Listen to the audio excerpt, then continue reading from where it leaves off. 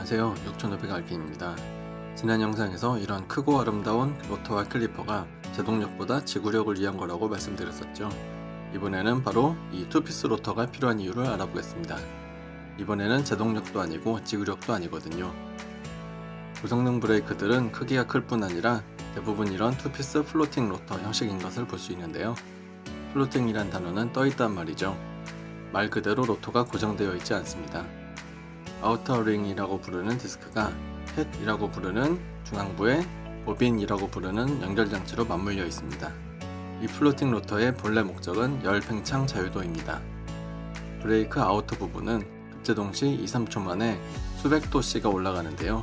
반면에 중앙 부분은 열 전도가 되기 전이라 아직 차가운 상태죠. 금속은 열 팽창이 큰 소재입니다. 원피스 로터에서 부위별로 온도차가 갑자기 커지면 균일하게 팽창하지 못하고 뒤틀리거나 심한 경우 크랙이 생길 수가 있는데 이걸 해소해주는 게 바로 투피스 플로팅 로터입니다. 결국 제동력이나 지구력이 아닌 부품의 내구성을 위한 구조였던 겁니다. 부수적인 장점은 고온으로부터 휠 허브 베어링의 보호입니다.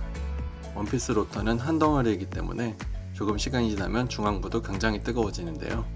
허브 베어링이 과열되다가 내부의 그리스가 윤활작용을 잘 못하게 되면 자체 베어링이 파손될 수 있는데 장시간 열과의 싸움이 지속되는 레이싱에서는 중요한 문제입니다.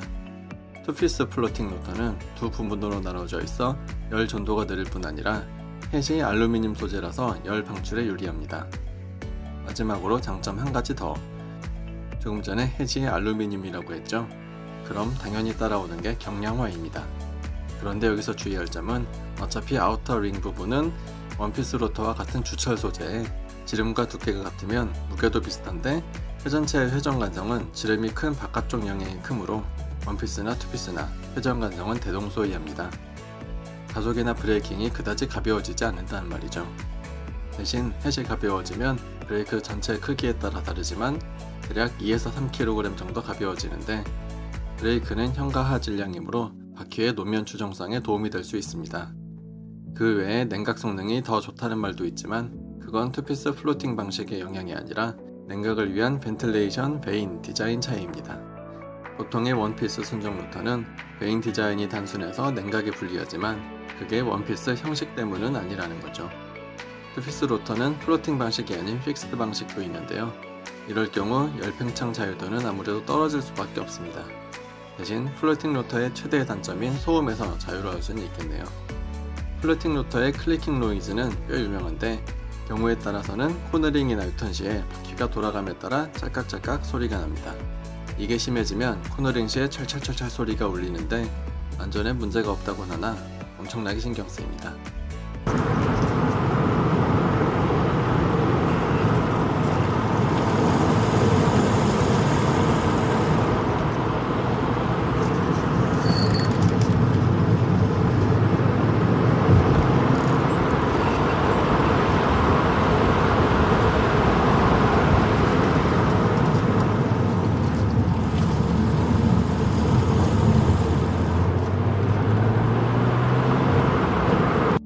이렇게 투피스 플로팅 로터의 목적과 단점에 대해 알아봤는데요. 플로팅 로터라고 열 변형이 생기지 않는 건 아닙니다. 저도 여러 번 해먹어봤는데 어쨌든 격하게 타는 하드 유저들은 패드도 잘 골라야 하고 유지관리가 필요한 부분입니다. 참고로 고성능 로터 표면은 슬롯이라고 부르는 홈홀파거나 타공을 넣는 경우가 많은데요. 브렘보 관계자 마크 블라스키스에 의하면 슬롯이나 타공이 고온의 패드에서 나오는 가스를 방출해준다는 건 옛날 말이고 실제 주 목적은 패드 표면을 미세하게 긁어서 깨끗하게 유지해주는 거라고 합니다. 그리고 타공은 구멍으로 바람이 숭숭 뿜어져 나오며 냉각을 할 것 같지만 사실 그 정도는 아니고 표면적이 늘어나는 효과로 냉각에 도움이 된다고 하네요. 단, 타공은 열 팽창과 수축이 반복되면 크랙의 시발점이 될 수 있어 레이싱보다는 스트릿이나 트랙데이용으로 주로 사용됩니다. 여기까지 브레이크 이야기는 일단 마무리하고요. 다음엔 좀 더 재밌는 이야기를 들고 오겠습니다. 그럼 안녕.